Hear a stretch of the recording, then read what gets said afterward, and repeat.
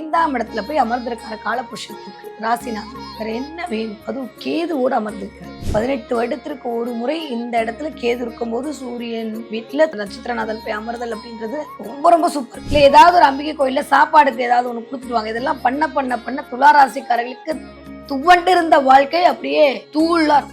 செமையா இருக்கும். துளாராசிக்காரர்களை பொறுத்த வரைக்கும் எனக்கு தெரிந்து இந்த ஒரு மாத காலகட்டம் என்பது துன்பங்களிலிருந்து நிவர்த்தி, கடனிலிருந்து நிவர்த்தி, 2ஆம் வீட்டு அதிபதி போய் அங்க உட்கார்ந்து 6ஆம் வீட்டு அதிபதியோட சேர்ந்திருத்தல் அப்படின்றதான் துளாராசிக்காரர்களுக்கு ஃபென்டாஸ்டிக் டைம். சத்ரு சம்ஹார நாசம் பண்ண போறீங்க. சூப்பரா இருக்கு. கடன் அடையும், முதல்ல வியாதி சரியா போகும். உலகெங்கும் உள்ள ரெட்ரோ ஆன்மீகம் நேயர்களுக்கு வணக்கம். நான் உங்க வித்யா கார்த்திக். ஒவ்வொரு மாதமும் எனக்கு யூனிக்கா ஸ்பெசிபிக்கா எக்ஸ்க்ளூசிவா மாத பலன்கள் பார்த்துட்டே வரும் இல்லையா? அந்த வகையில் இப்ப நம்ம பார்க்கக்கூடிய மாதம் என்னவென்றால் ஜூலை மாதம். அப்படி இப்படின்னு அப்படி எப்பா 7 மாசம் வந்துட்டோமா? செம்ம. இப்பதான் நியூ இயர் வந்த மாதிரி இருக்கு. ஓகே, குரு வேற பெயர்ந்துட்டார்ல, எல்லாமே நல்லதுதான் கொடுக்க ஆரம்பிச்சிருவாரு. சரி, பார்க்கவும் இந்த மாதம் ஒவ்வொரு ராசிக்காரர்களுக்கும் எப்படிலாம் இருக்க போகுது, என்னவெல்லாம் பண்ண போகுது. அதுக்கு முன்னாடி இந்த மாதத்திற்கான ஒரு சார்ட் பார்த்துட்டு வந்துடலாமா? கிரகநிலை அடிப்படை பார்த்தோம் அப்படின்னா ஆரம்பிக்கும் போதே மிஸ்டர் சந்திரன் தன்னுடைய பயணத்தை காலபுருஷன் 9ஆம் வீடான புண்ணிய வீடு பாக்கியஸ்தான வீட்டுல இருந்து தனுசு வீட்டுல இருந்து தன்னுடைய பயணத்தை சஞ்சாரம் செய்யறார். ஓகே, மிஸ்டர் செவ்வாய் ரிஷப வீட்டுல அப்படியே இப்பதான் வந்திருக்கேன் கொடுங்க அப்படின்ற மாதிரி அங்கதான் நிலை பெற்று இருக்கிறார். ஓகே, அதுக்கப்புறம் கடக வீட்டுல குரு சுக்கிரன் புதன் இவங்க 3 பேரோட காம்பினேஷன் மாதம் ஆரம்பிக்கும் போதே இருக்கு. ஓகே, அதுக்கப்புறம் மிதுன வீட்டுல சூரியன் சஞ்சாரம் பண்ணிட்டு இருக்காரு. அதுக்கப்புறம் சிம்ம வீட்டுல கேது, எகெயின் கும்ப வீட்டுல ராகு, மீன வீட்டுல சனி இப்படின்ற அமைப்பில் தான் இந்த மாதம் இனிதே பிறக்க காத்திருக்கிறது. ஓகே, இந்த மாதத்துல முக்கியமா என்ன கிரக பயிற்சி, இந்த கிரக பயிற்சினால் நம்மளுக்கு என்னென்ன நடக்க போகுது, எந்த பிளானட்லாம் நம்மளுக்கு இம்பாக்ட் பண்ணி இந்த மாதத்தை நகர்த்த போகுது அப்படின்னு பார்த்தோம்னா, புதன் 7ஆம் தேதி என்ன பண்ண போறேன்னா வக்ர கதியில பின்னோக்கி வரப்போறாரு. இது ஒரு பெரிய விஷயம். எப்பயுமே ஒரு பிளானட் பின்னோக்கி அதிச்சாரம் இப்படியே போயிட்டு இருக்கும். இந்த தடவை புதன் கடகத்துல இருக்கக்கூடிய புதன் வக்ரகதியில பின்னோக்கி போய் சூரியனோட எகெயின் செய்து தன்னுடைய வீட்டுக்கு போய் அமரப் போகிறார். வக்ரகதியில அமரப் போறார். எகெயின் 4ஆம் தேதி என்ன பண்ண போறார்? சுக்கிரன் உங்க 3 பேர் எடுக்க முடியலப்பா, நான் தனியா சூரியன் வீட்டுக்கு போறேன் அப்படின்ற மாதிரி 4ஆம் தேதி கடகத்தில் இருந்த சுக்கிரன் சிம்ம வீட்டிற்கு போய் கேதுவோடு சேர்ந்து அமரப் போகிறார். ரொம்ப இம்பார்ட்டன்டான ஒரு விஷயம் அது. ஓகே, தென் அதுக்கப்புறம் 16ஆம் தேதி முடிஞ்சு அப்படியே நைட்டு ஒரு 2:30 மணிக்கு மேல சூரியன் தன்னுடைய அமைப்பை கடகத்தை நோக்கி செலுத்த போகிறார். இந்த கடகத்தை நோக்கி வரக்கூடிய காலம் தான் தட்சிணாயன புண்ணிய காலம். இது வரைக்கும் நம்ம உத்தராயண புண்ணிய காலத்துல இருந்தோம். இனிமே வரக்கூடிய காலம் ஆடி மாதம் ஆரம்பம் தட்சிணாயன புண்ணிய காலத்தை நோக்கி நாம் பயணிக்க போறோம். சூரியன் அப்படியே ரொம்ப வலுப்பெற்று வலுக்குறைந்து அப்படியே ஒவ்வொரு மாதிரியான ஒரு டிரான்ஸ்ஃபர்மேஷனோட மக்களுக்கு சில நல்லவைகளையும் சில கொடுப்பனைகளும் கொடுக்க தயாராக ஆக போகிறார். ஸோ சூரியன் 17ஆம் தேதி ஜூலை 17ஆம் தேதி ஆடி மாதமான கடக வீட்டிற்குள் அடி எடுத்து வைக்க போகிறார். செவ்வாய் அங்கேயே ரிஷப வீட்டுல இருக்க போறாரு. எந்த ஒரு சேஞ்சும் இந்த மாதம் முழுமையும் இல்லை. ஸோ ராகு கேதுக்கள் எப்பயுமே அதே மாதிரி பொசிஷன் இருக்க போறாங்க. சனியும் தன்னுடைய இருப்பை 12ஆம் வீடான மீன வீட்டுல தான் செலுத்தி இருக்க போறார். ஸோ இங்கிருந்து குரு பெயர்ந்து சனிக்கு தன்னுடைய பார்வை பலத்தை கொடுத்து கொண்டிருக்கிறார். இந்த மாதிரி நிறைய ஒரு நல்ல காலகட்டத்தோடு நம்பிக்கை பிறக்கக்கூடிய காலகட்டத்தோடு இந்த ஜூலை மாதம் இனிதே பிறக்க காத்திருக்கிறது. சரி, வாங்க பார்க்கலாம் இப்படிப்பட்ட கிரக நிலைமை அமைப்போடு ஒவ்வொரு ராசிக்காரருக்கும் எப்படியெல்லாம் இருக்க போகுது, என்னவெல்லாம் பண்ண போகுது, எண்ணங்கள் எல்லாம் நிறைவேறுமா, இல்ல இந்த மாசம் இப்படியேதான் போகுமா பார்க்கலாமா? தன்னுடைய சுறுசுறுப்பு தனத்தால் அனைவரையும் சொக்க வைக்கும் என் மனதிற்கு மிக பிடித்த துளாராசி நேயர்களுக்கு இந்த ஒரு மாத காலம் எப்படியெல்லாம் இருக்கும், என்னவெல்லாம் பண்ணணும் அப்படின்னா பயங்கரமான டிரான்ஸ்ஃபர்மேஷன் காத்துட்டு இருக்கு. எஸ், அப்கோர்ஸ் இது வரைக்கும் அப்படியே கிரக யுத்தம் நடத்தி கொண்டிருந்தார் குருவோட சேர்ந்து ராசிநாதன். இப்ப அப்படியே கீழே சூரியனுடைய வீட்டில் அமர்ந்திருக்கிறார். கூடவே கேது இருக்காரு. இருந்துட்டு போட்டோம், நம்மளுக்கு அவர் அமர்ந்திருக்க இடம் 10ஆம் இடம் தானே, நம்ம ஏன் கவலைப்பட்டுக்கிட்டு. தொழில் ரீதியாக இருந்த அத்தனை விதமான தடைகளும் நிவர்த்தி ஆக போகுது. ஃபர்ஸ்ட் பாயிண்ட், ஒருவேளை உங்க ஜனனகால ஜாதகத்துல ஓகேவா இல்லாத பட்சத்தில் கண்டிப்பாக தொழிலில் ஒரு சின்ன ஒரு சறுக்கலோ பிரச்சனையோ லைட்டா ஒரு ஷேக்கோ வந்துட்டு போகலாம். ஆனா தொழில் இழப்புக்கான வாய்ப்புலாம் எதுவும் இல்லை. ஜஸ்ட் ஏதோ ஒரு சினாரியோ, இல்லை ஏதாவது ஒரு எடுக்க போறோம், இல்லை ஏதாவது ஒரு அனுப்ப போறோம், இந்த மாதிரி ஏதாவது ஒன்று உங்களை போட்டு பயமுறுத்துவாங்களே தவிர மற்றபடி எதுவுமே இல்லை. நான் எப்பயுமே சொல்ற மாதிரி எந்த ஒரு பிளானட் ராகுக்கு எதுவோட சேர்ந்தாலும் சரி, கோச்சார ரீதியாக எந்த ஒரு பிளானட் அதுக்கான பகை வீட்டு கிரகங்களோட சேர்ந்திருந்தாலும் கொஞ்சம் நாம் வந்து கடவுளை சரணாகதி அடைவதை தவிர வேற வழியே கிடையாது அப்படின்ற அடிப்படையில் துலாம் ராசிக்காரர்களுக்கு எனக்கு தெரிந்து அம்பிகை வழிபாடு ஆகச்சிறந்த ஒரு அமைதியையும் ஒரு உத்வேகத்தையும் இந்த தடவை மனசுல கொடுக்கும். ஹெல்த் தாங்க கவனமா பார்த்துக்க வேண்டிய விஷயம். உடல் ஆரோக்கியத்தில் கொஞ்சம் கவனம் காட்டணும். தூக்கமே பத்தாம இருக்கும், தூங்க முடியாம இருக்கும். ஏன்னா 12ஆம் வீட்டு அதிபதியும் வக்ரமாயிருக்காரு. 12ஆம் வீட்டு அதிபதி வக்ரமாயிருக்கிறது அப்படின்றது ஒரு விதத்துல எனக்கு தெரிஞ்சு நல்லதுதான். Very happy. ஏன்னா பெரிய இழப்புகள் வராம லைட்டா அப்படி. ஏன்னா 12ஆம் இடமே விரயஸ்தானம். 12ஆம் இடமே வந்து அயன சயன போகும். இதெல்லாம் இல்லாம லைட்டா ஒரு சின்ன ஒரு சினாரியோ கிரியேட் ஆகிற மாதிரியான ஒரு அமைப்பை பிரபஞ்சம் உங்களுக்கா பார்த்து வழங்கி இருக்கு. அதனால பெரிய ஒரு வருஷத்துக்கு ஒரு தடவை இந்த மாதிரி இடத்துல வருவாரு.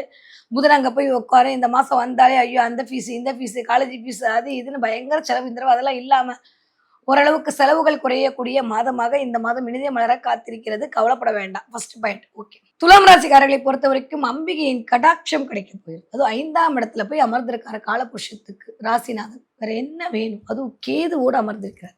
இது 18 வருஷத்துக்கு ஒரு தடவை தான் நகலும். இப்ப நிகழாது. 18 வருடத்திற்கு ஒரு முறை இந்த இடத்துல கேது இருக்கும்போது சூரியன் வீட்டுல துலாம் போய் நட்சத்திரநாதன் போய் அமர்தல் அப்படின்றது ரொம்ப ரொம்ப சூப்பர். உங்களுக்கு பிடிச்சாலும் சரி பிடிக்காலும் சரி உங்க குலதெய்வம் கோயிலில் போய் ஒரு என்ட்ரியை போட்டு வந்துருங்க. இல்லை வீட்டில் பெண் தெய்வத்தை வழிபாடு செய்யக்கூடிய ஆட்களாக இருந்தால் தயவு செஞ்சு இந்த ஆடி மாதம் கூப்பிட்டு பெண்களுக்கான ஒரு மங்கள பொருளை வைத்து ஏதாவது ஒரு படவை வச்சு தானம் கொடுத்துருங்க. இல்லை ஏதாவது ஒரு அம்பிகை கோயிலில் போய் பாலாபிஷேகம் செய்து விட்டு வாருங்க. இல்லை ஏதாவது ஒரு அம்பிகை கோயிலில் சாப்பாடுக்கு ஏதாவது ஒன்று கொடுத்துட்டு வாங்க. இதெல்லாம் பண்ண பண்ண பண்ண துளாராசிக்காரர்களுக்கு துவண்டு இருந்த வாழ்க்கை அப்படியே தூளாக செமையாக இருக்கும். துளாராசிக்காரர்களுக்கு எனக்கு தெரிந்து இந்த ஒரு மாதம் எப்போ என்பது 6ஆம் இடத்துல இருந்த அந்த சனியும் ஓரளவுக்கு நெகட்டிவ் கொடுக்க போறது இல்லை. ஏன்னா எப்பயுமே சனி வந்து துலாமுக்கு பாசிட்டிவான பிளானட் தான். அது ஒரு பக்கம். ஏன்னா அவர் 5ஆம் வீட்டுக்கு உடையப்பட்டவர். அவர் நல்லது தான் பண்ணுவார். 4க்கும் 5க்கும் உடையப்பட்டவர் வந்து 6ஆம் இடத்துல இருக்கும்போது தன்னுடைய எண்ணத்தால் தன்னுடைய சிந்தனையால் முயற்சியால் தனக்கு வரக்கூடிய அத்தனை விதமான வல்வினையும் தீக்கிக் கொள்ளக்கூடிய அமைப்பு அவர்களுக்கே சுயமாக வந்து அவர்கள் இயங்குவார்கள் என்ற அடிப்படையில் தான் இயங்கும். அதுக்கு அப்படியே குருவோட பார்வையும் ஸ்ட்ரெயிட்டா இருக்கும்போது வேற என்ன வேணும் சொல்லுங்க. துளாராசிக்காரர்களுக்கு சர்வீஸ் ஓரியன்டான சில விஷயங்கள் இயங்கும். நிறைய பேருக்கு இந்த அன்னதானம் பண்றது, நிறைய பேருக்கு வந்து கோவில வந்து ஏதாவது பண்றது, கூழ் ஊத்துறது, சம்திங் லைக் தட் அதோட நீங்க கலந்துக்கிட்டீங்கன்னா அதுவே மிகப்பெரிய யோகத்தையும் உங்களுக்கான மோட்சத்தையும் கொடுக்கும். அவ்வளவு சூப்பரா இருக்கு துளாராசிக்காரர்களுக்கு. முடிஞ்சா நீர்மோர் ஊத்துங்க. முருகன் கோயிலில் போய் நீர்மோர் ஊத்திட்டு வந்தீங்கன்னா துளாராசிக்காரர்கள் வேற லெவல் டிரான்ஸ்ஃபர்மேஷன் இருந்துருவ. ஓகே. தண்ணீர் தானம் பண்ணுங்க. துளாராசிக்காரர்களை பொறுத்த வரைக்கும் எனக்கு தெரிந்து இந்த ஒரு மாத காலகட்டம் என்பது துன்பங்களிலிருந்து நிவர்த்தி, கடனிலிருந்து நிவர்த்தி, ஒரு புதிய ஹோப் கிடைக்கும். நம்மளுக்கு இது வரைக்கும் இல்லாத அளவுக்கு ஒரு புதிய நம்பிக்கை பிறக்கும். ரொம்ப ஹார்ட் ஒர்க் பண்ணி பலனே இல்லைன்னு தவிச்ச அத்தனை பேருக்கும் ஹார்ட் ஒர்க் பண்ணதுக்கான எஃபெக்டுக்கான மதிப்பு இப்போ கிடைக்கும். வேலை பார்க்குற துளாராசிக்காரர்கள் மட்டும் ஒரு 3 மாதம் கவனமாக இருந்து கொண்டால் போதும். மற்றபடி எல்லாமே சூப்பரா இருக்கு.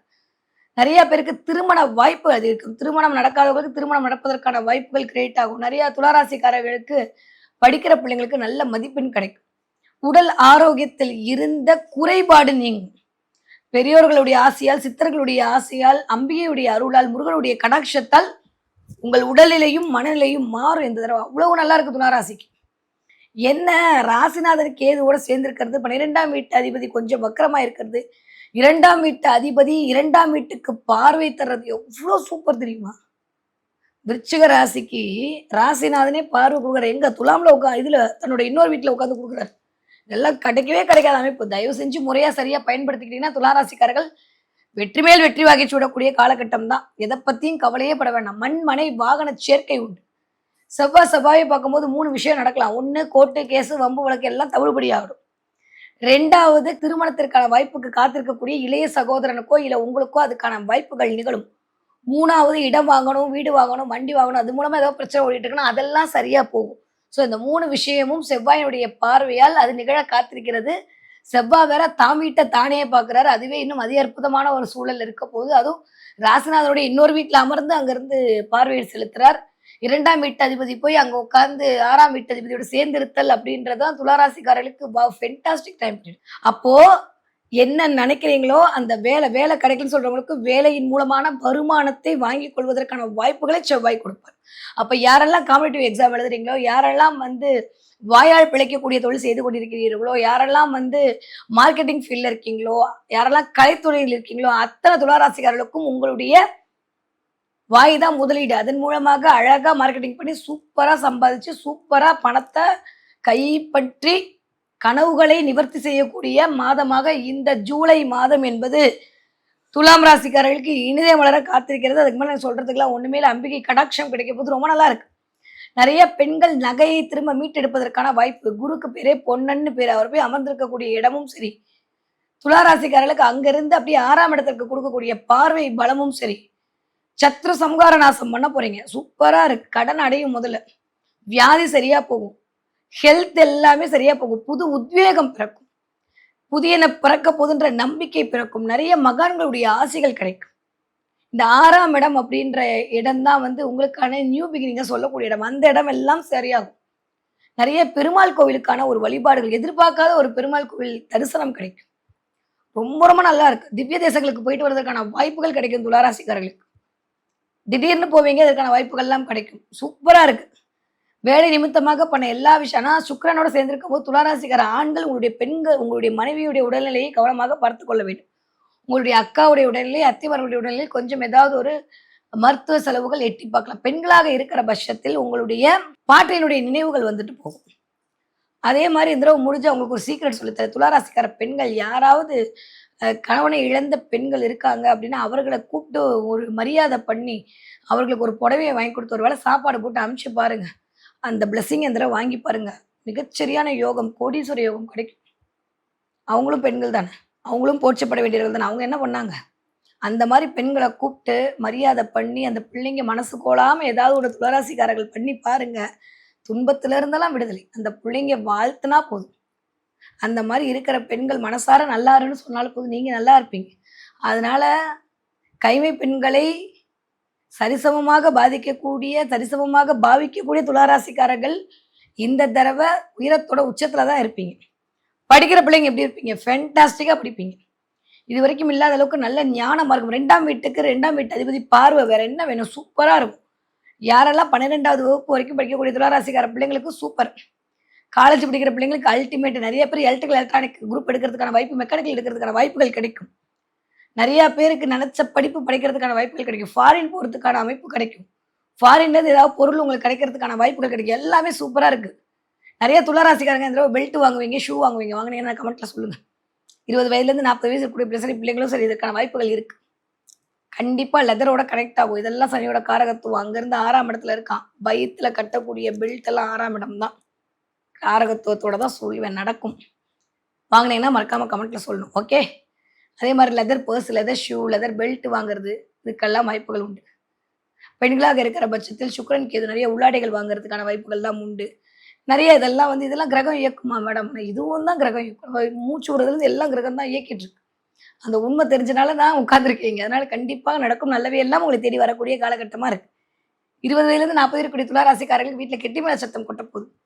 பிரேக்கப்பே ஆயிடுச்சுன்னு சொன்னவங்க கூட திரும்ப ரீயூனியன் ஆக போறாங்க. வந்து உங்களை பார்க்க போறாங்க. நிறைய பேர் காதல் கை கூட போகுது. இது வரைக்கும் கிரீன் சிக்னலே விடாத வீட்டில் கிரீன் சிக்னல் விடும். நிறைய உழைப்புக்கான மேன்மை இந்த தடவை தெரிய போது. உங்களுடைய உழைப்பு அடுத்தவரால் மதிக்கப்படக்கூடிய தன்மையில் இருக்கும்.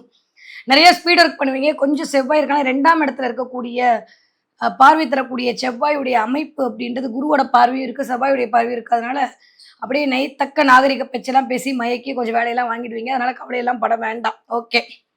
ஒன்னா உங்களை பத்தி 4 பேர் பேசுவாங்க, இல்லை நீங்க 4 பேர்கிட்ட உங்களை பத்தி பேசி உங்களுடைய திறமையை காட்டி அதன் மூலமாக சின்ன சின்ன ஸ்கோப்லாம் உங்களுக்கு கிடைக்கும். சூப்பரா இருக்கு. 40 வயதுலேருந்து 60 இருக்கக்கூடிய துளாராசிக்காரர்களுக்கு ஆயுள்ல இருக்கக்கூடிய பிரச்சனை தீரும்.